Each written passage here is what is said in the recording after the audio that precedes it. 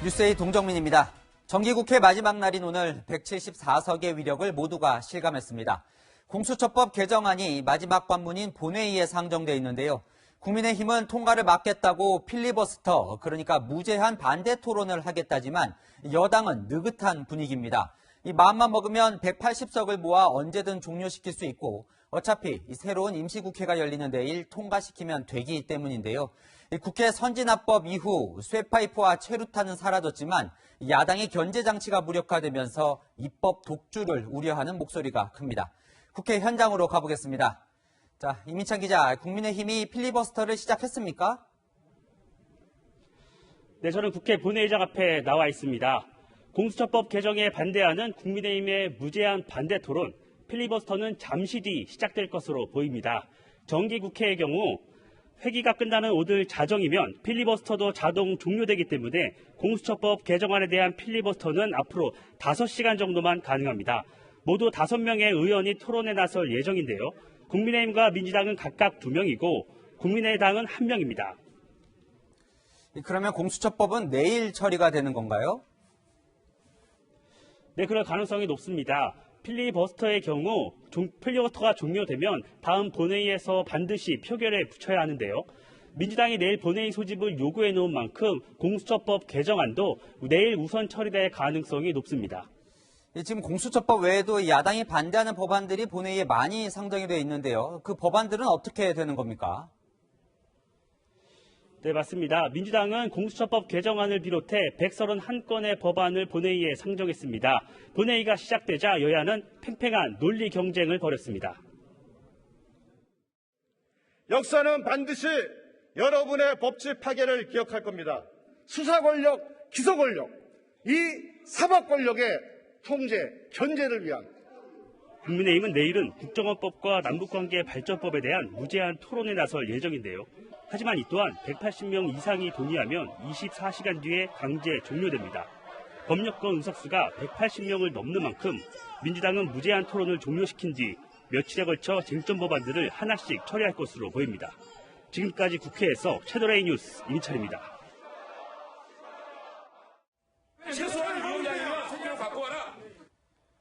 오늘 하루 여야의 표정은 극과 극이었습니다. 어제는 이렇게 소리라도 질렀던 야당 법사위원들, 오늘 상임위엔 아예 불참했습니다. 그 사이 여당 단독으로 처리한 법안들이 본회의에 올라갔는데요. 규탄 농성 외엔 방법이 없는 무기력한 야당과 밝은 표정의 여당, 너무나 달랐던 여야의 하루를 강병규 기자가 보았습니다. 이런다고 감춰지나 정권 비리 밝혀내자. 국민의힘은 본회의장 앞에서 공수처법 개정안 등 쟁점 법안 처리를 반대하는 규탄 농성을 벌였습니다. 이태규 국민의당 의원까지 가세했습니다.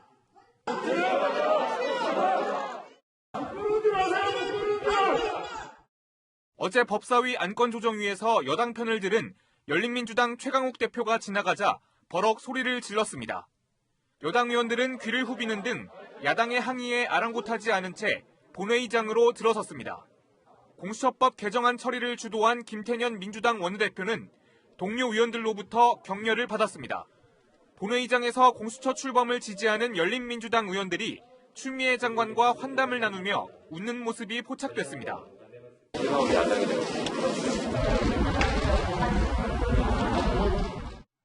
민주당은 국회 법사위에서도 열린민주당을 챙겼습니다. 지금 야당, 우리 최강욱 의원님 제외하고요. 야당 의원님들이 들어오시지 않으셔서 우리끼리라도 치열한 토론이 필요한 사안인 것. 어젯밤 정무위에서는 국민의힘과 고성을 주고받았습니다. 민주적 절차가 담보되지 않는 민주주의 어디 있습니까 지금? 이게 말이 되는 겁니까? 어디서 민주주의를 함부로 입에 올리고 그러는 거야 지금. 아무리 듣고 있다니 지금 우리가 민주주의를 파괴한 사람들이야 지금. 아니. 여야의 공방에는 밤낮이 없었습니다. 채널A 뉴스 강병규입니다. 경제 법안을 정치적으로 처리했다. 국회가 부작용을 책임져야 할 것이다. 이런 재계 대표의 반대에도 불구하고 오늘 이른바 경제 3법이 본회의를 통과했습니다. 이 경제 3법이 무엇이고 재계는 왜 이토록 반발하는지 조현선 기자가 취재했습니다. 국회 본회의에서 더불어민주당이 주도한 경제 3법이 통과되자 기업들은 비상이 걸렸습니다. 특히 감사위원을 분리선출하고 대주주와 특수관계인의 의결권을 3%로 제한하는 상법 개정안을 놓고 재계의 반발이 큽니다. 총수 일가의 의결권을 낮춰 감사위원이 효율적으로 기업을 감시하도록 하자는 것이 법안의 취지. 하지만 복수의 대기업 관계자는 3% 의결권 제한이 기업의 경영권 방어력을 취약하게 한다며 비밀 정보가 투기 자본에 유출될 가능성도 있다고 우려했습니다. 2.99% 펀드로 SK그룹을 공격한 소버린 펀드나 해외 자본의 현대자동차 수소 산업 기술을 유출할 가능성이 제기됐던 엘리엇 사태가 일상화될 수 있다는 지적입니다. 우리나라 주요 기업들을 타깃 삼아서 해외 투기 펀드들이 공격을 했을 때 우리나라는 굉장히 무방비 상태다. 기업 경영을 상당히 불안하게 만들 거다. 대기업의 일감 몰아주기 규제 대상을 확대하고 과징금을 2배로 늘리는 공정거래법 개정안에 대해서도 기업들은 소송 남발이 이어질까 봐 걱정하고 있습니다. 또 삼성과 현대차, 한화 등 금융자산이 5조 원 이상인 금융복합기업은 내부 통제와 위험 관리를 위해 금융당국의 감독을 받게 됩니다. 재계는 무력감을 느낀다며 반발했습니다.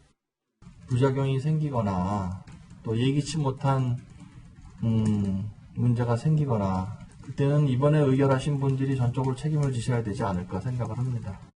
전문가들은 기업이 소송과 경영권 방어에 집중하다 보면 경쟁력이 약해지고 결국 국민들까지 피해를 보는 악순환이 될 수 있다고 말했습니다. 채널A 뉴스 조현선입니다.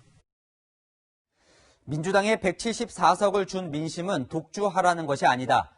국민의힘이 아닌 정의당의 비판입니다. 민주당에 대해 연일 날을 세우고 있는데요. 심지어 김남국 민주당 의원이 정의당이 추진하는 법안을 볼모로 갑질을 했다고 폭로했습니다. 최수연 기자가 보도합니다. 정의당도 더불어민주당의 공수처법 강행 처리를 비판하고 나섰습니다. 민주당의 의회 독주를 규탄합니다. 공수처법과 같이 여야 간 수기와 합의로 처리되어야 할 법안은 의석수로 밀어붙이고 공수처장 후보 추천에 있어 야당의 거부권을 대폭 제한한 것은 민주당의 잘못이라는 겁니다. 강은미 정의당 원내대표는 김태년 민주당 원내대표를 만나 일방적 법안 처리에 항의했습니다. 마지막 발언으로 최후로 한마디 하려고 의사진행 발언을 요청했는데도 의사진행 발언도 무시하고 진행되는 상황에 대해서 문제제기를 했고요. 공정거래법과 중대재해기업처벌법 등의 처리 과정에서 정의당 의견을 제대로 반영하지 않았다는 이유에서입니다. 정의당은 또 김남국 민주당 의원이 법안 처리를 볼모로 정의당에게 갑질을 했다며 김 의원에 대한 징계 조치를 요구했습니다. 조치를 취하지 않으면 낙태죄 폐지는 물론 중대재해기업처벌법 제정 등 정의당이 하는 거는 도와주지 않겠다. 명백한 갑질이자 협박으로 어제 법사위 낙태죄 공청회에서 김남국 의원의 낙태죄 관련 발언을 정의당이 비판하자 김 의원이 정의당 대변인에게 전화를 걸어 압박을 했다는 겁니다. 법안에 대한 남성의 인식 그런 것들이 있을까요? 발의된 법안에 대한 남성의 인식이요? 예. 네. 남성들도 낙태죄가 유지되는 것이 적절하지 못하다라고 하는 데는 동의하고 있다고 생각을 합니다. 네, 그게 이제 주류의 그 시각이나 평가일까요?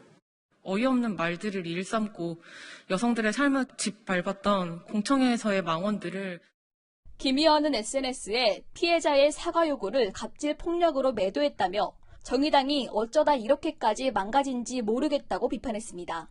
채널A 뉴스 최선입니다. 입법 독주라는 말까지 나온 정기국회였습니다. 정치부 이현수 기자와 살펴봅니다. 자, 이 공수처법 개정안 말고도 이번에 처리되는 이 쟁점 법안이 정치, 사회, 경제 분야별로 다 있죠. 네, 그렇습니다. 오늘 본회의에 올라간 안건은 모두 131건입니다. 문재인 정부 4년차 마지막 정기국회인 만큼 그동안 여권이 중점을 두고 추진해온 정치, 사회, 경제 등 쟁점 법안들이 다수 포함돼 있습니다. 공수처법, 국정원법, 경찰청법과 민주당이 공정경제 3법으로 이름을 붙인 경제법안들도 있고요. 고용보험법 등 노동 관련 법과 대북전단 살포를 금지하는 법, 5.18 왜곡 처벌법 등도 포함이 돼 있습니다. 자, 이번이 21대 첫 정기국회였는데요. 막상 뚜껑을 열어보니 야당이 여당을 견제할 수 있는 장치가 사실상 없다, 이런 말까지 나옵니다. 그렇죠. 국회 선진화법이 도입된 이후에 우선 몸싸움은 줄었지만 압도적인 의석수에는 제도적 장치들도 힘을 쓰지 못했습니다. 곧 진행될 예정인 필리버스터도 의원 180명 이상이 동의하면 24시간 이후 종료시킬 수 있습니다. 지금 민주당 의석수가 174석, 여기에 열린민주당, 무소속 의원 등 범여권으로 따져보면 180석이 넘죠. 네. 공수처법과 국정원법 등에 대해서 국민의힘이 필리버스터를 신청한 상태지만 법안 처리를 막을 수는 없습니다. 또 그 외에 상임위 심사에서는 특정 법안의 심사를 지연시킬 때 쓰는 제도적 장치인 안건조정위원회가 있는데요. 법사위 안건조정 소위의 경우에는 민주당이 위원장을 맡고 야당 몫으로 들어간 최강욱 열린민주당 대표가 민주당 편을 들면서 국민의힘의 견제를 무력화시켰습니다.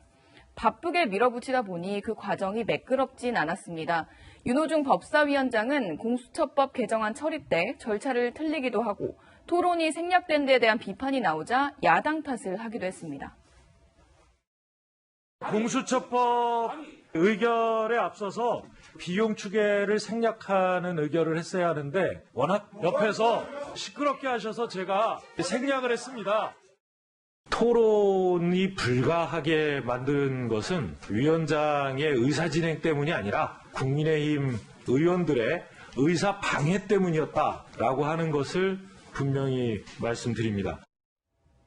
네, 이에 대해서 국민의힘은 적반하장이라면서 역사는 윤호중 위원장의 법치 파괴를 기억할 거라고 비판했습니다. 네, 이 얘기 좀 해보죠. 이 금태섭 전 의원은 지금 형태대로 이제 공수처가 박근혜 정부 때 출범을 했다면 이 공수처장으로 우병우 당시 대통령 민정수석이 됐을 거다, 이런 비판을 했어요.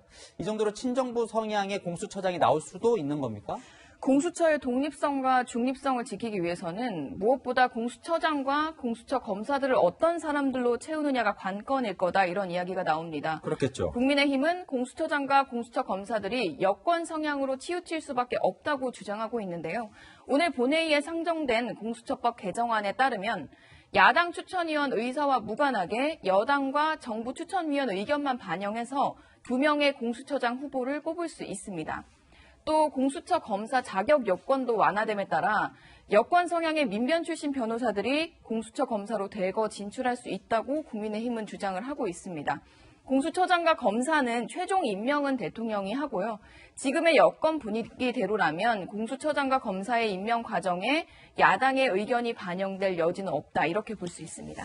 자, 그러다 보니 공수처장의 여건이 이토록 신경 쓰는 이유가 윤석열 트라우마 때문이다, 이렇게 야당은 이야기를 하고 있어요. 네, 그 발언은 주호영 국민의힘 원내대표가 한 발언인데요. 현 정부에서 중용됐던 법조인을 여권에 추천을 했는데도 성사가 되지 않았다라고 이야기를 하면서 윤석열 트라우마가 있어서 완전히 자기 편이 아닌 사람은 안 쓰려고 하는 느낌을 받았다라고 말했습니다. 공수처라는 조직은 검찰총장과 검사를 포함한 고위공직자와 그 가족의 범죄를 수사하는 기구로 검찰을 견제하는 기능이 있지만 공수처를 견제하는 제도적 장치는 별로 없어 보이는데요. 공수처장과 검사를 중립적인 인사로 임명해야 한다는 주장이 나오는 이유입니다. 네, 그랬으면 좋겠네요. 지금까지 이현수 기자였습니다.